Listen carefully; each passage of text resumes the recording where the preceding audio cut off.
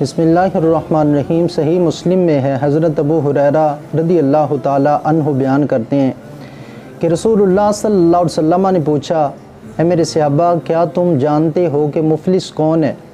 تو صحابہ کرام نے عرض کی، یا رسول اللہ صلی اللہ علیہ وسلم ہمارے ہاں تو مفلس وہ ہوتا ہے جس کے پاس روپیہ پیسہ ساز و سامان نہ ہو۔ تو رسول اللہ صلی اللہ علیہ وسلم نے ارشاد فرمایا، میری امت میں مفلس وہ ہوگا جو کل قیامت کے دن نماز، روزے اور زکوٰۃ یعنی عبادات کا ذخیرہ لے کے آئے گا، لیکن بدقسمتی سے اس نے دنیا میں کسی کو گالی دی ہوگی، کسی کو پر ناجائز تہمت لگائی ہوگی، کسی کا مال باطل طریقے سے کھایا ہوگا، کسی کا ناحق خون بہایا ہوگا، کسی کو مارا ہوگا۔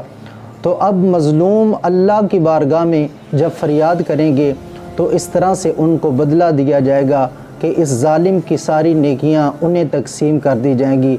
جب اس کی نیکیاں ختم ہو جائیں گی تو ان کے گناہ اس کے کھاتے میں ڈال کر اسے جہنم میں ڈال دیا جائے گا۔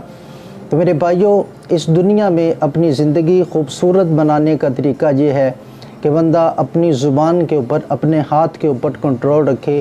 یہی مسلمان کی علامت بتائی گئی ہے، من سلم المسلمون من لسانہ و یدہ، کہ بہترین مسلمان وہ ہے جس کی زبان اور ہاتھ سے دوسرا مسلمان سلامت رہے۔